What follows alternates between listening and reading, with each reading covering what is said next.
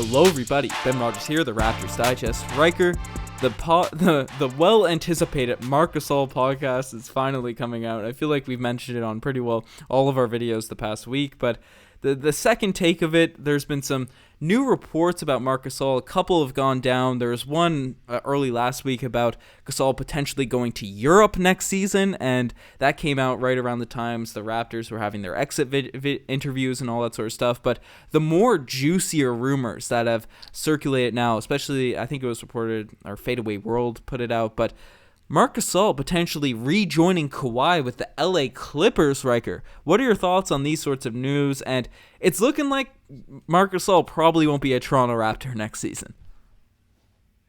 Ben, like I said in the Marc Gasol video that's probably floating around out there on the dark web somewhere, it was lost. Somebody might find it one day. Full video. It's lost forever. Dark web, though. Like I said at the start of that video, Ben, good riddance. And this is not a dig against what Marc Gasol was able to come and do in replace of Jonas Valanciunas and make a championship team and be part of that. You know, really be integral to that championship stretch.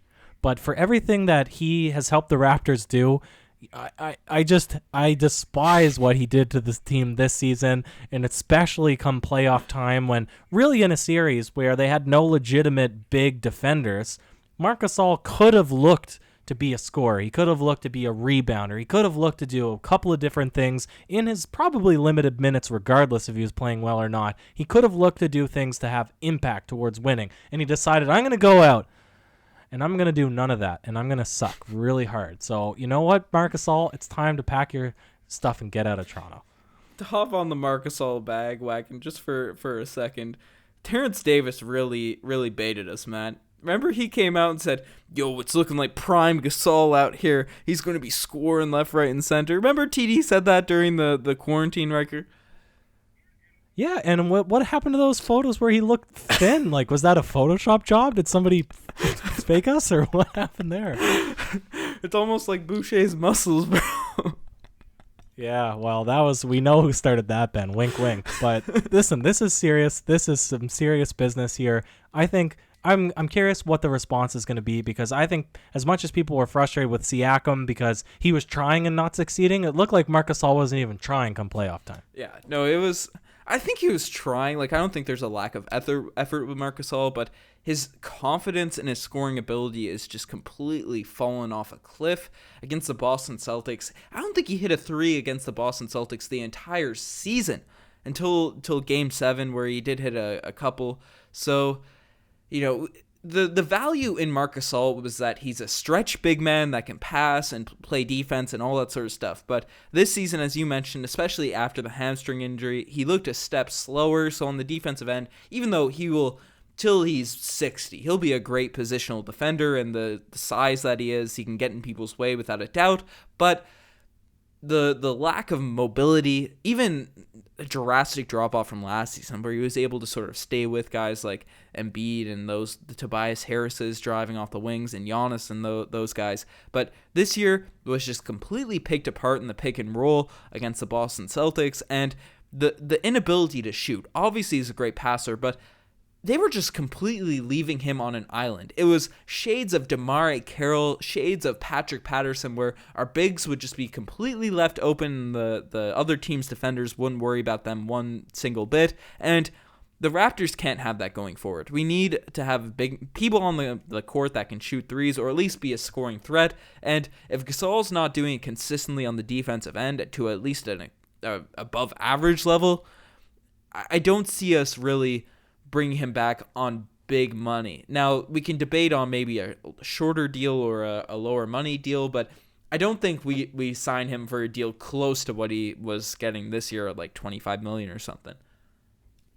No, and I would only be comfortable giving him real small money, and I'm talking sub $10 million, because if I look at what Chris Boucher was able to do in his limited amount of playing time throughout the regular season, I saw the potential for this guy to become a decent backup center. But that can't happen if he's the third or the fourth option. He really would need to get a little bit more run. And what kills me particularly about Marc Gasol is one, well, how good he was obviously in Memphis in doing basically everything on the stat sheet and making sure that team was always pretty good playoff team.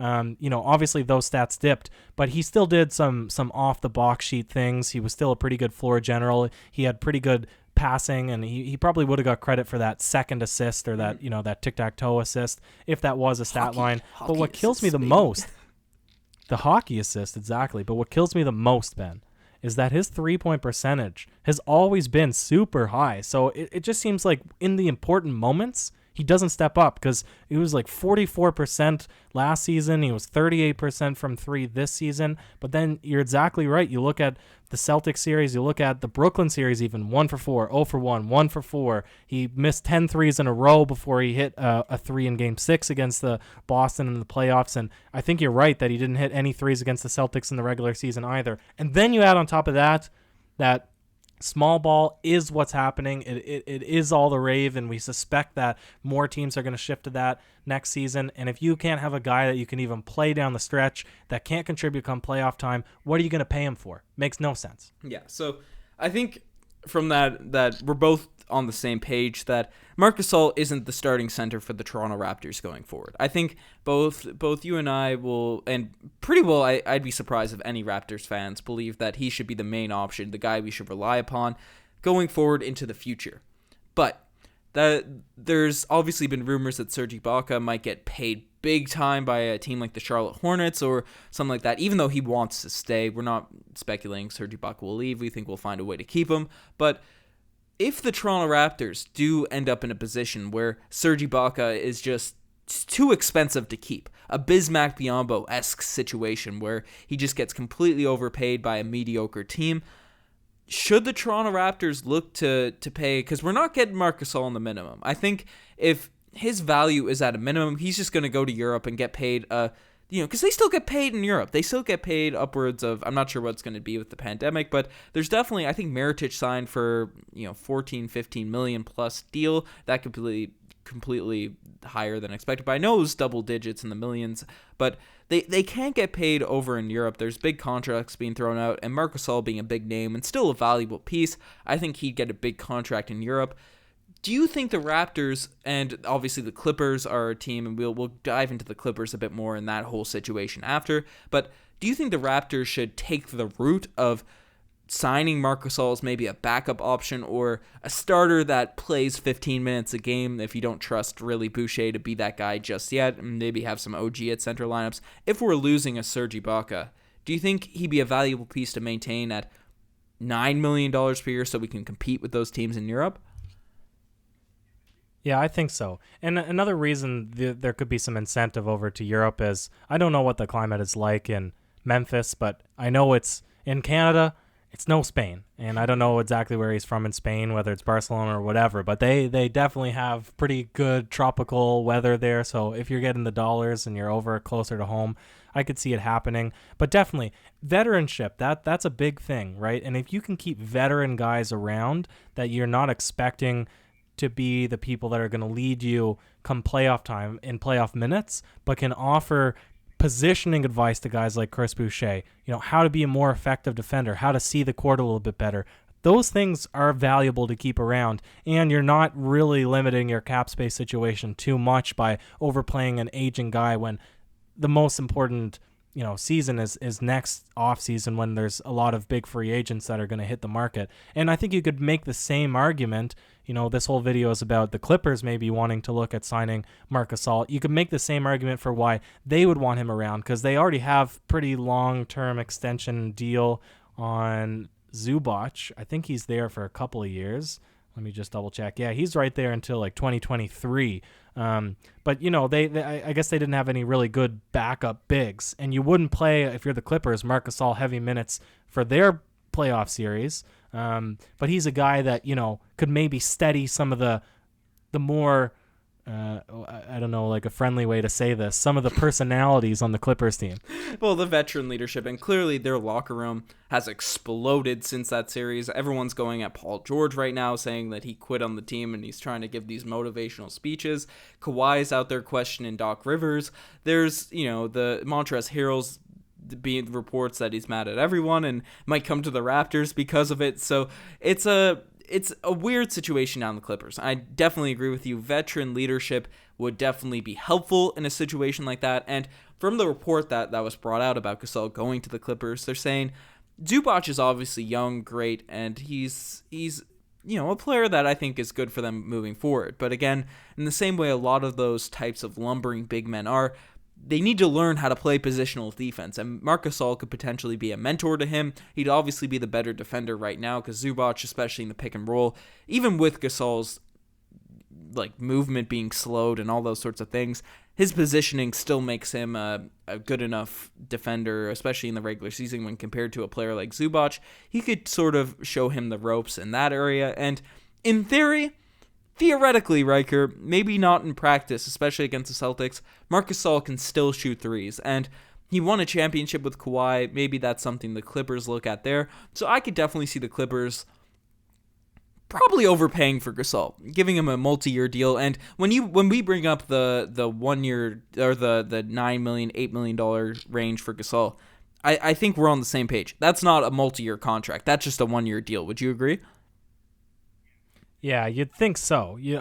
For the Raptors. Maybe a 2 year or something like that. Well, for the Raptors? Yeah, no. 1 year, right? Like, you don't want to sign him for 2 years to have any impact at all on the cap flexibility for the Giannis's, the OGs, the Oladipos, the Norms, all that sorts of stuff.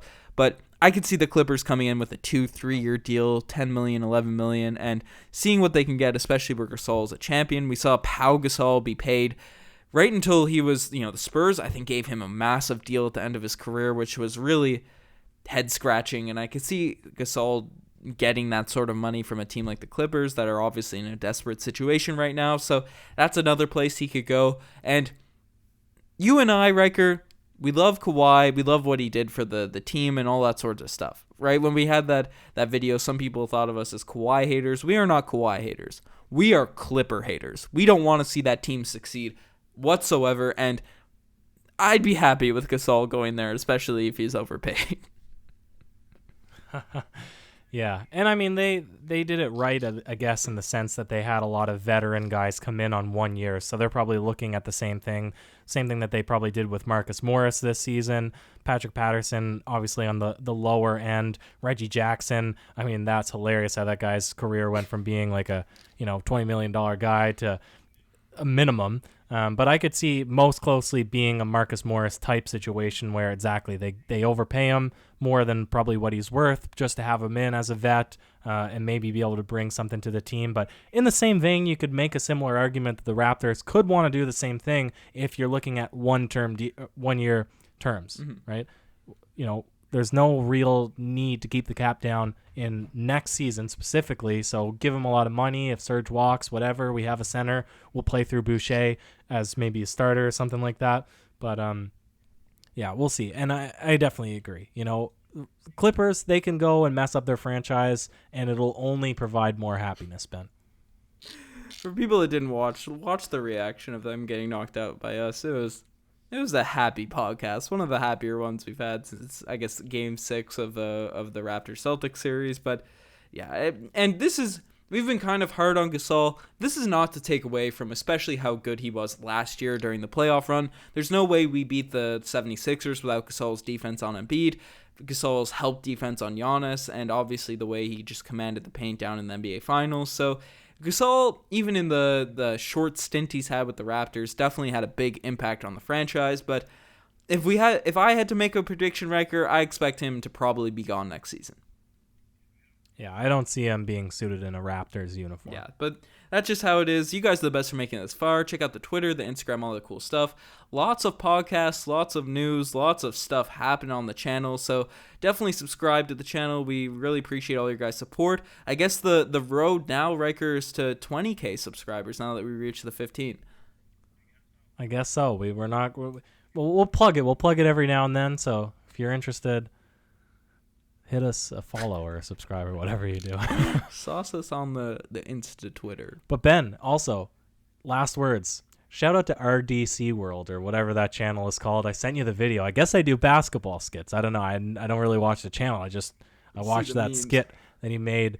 Yeah, he's impersonating Doc Rivers in the locker room after the game, and he said, "Now I know I'm getting fired, but y'all trash, and I just want you to know how trash you are. So I'm gonna call you out one by one and tell you how trash you are." I thought that was so funny, man. That had me crying. You think Doc Rivers gets fired, bro?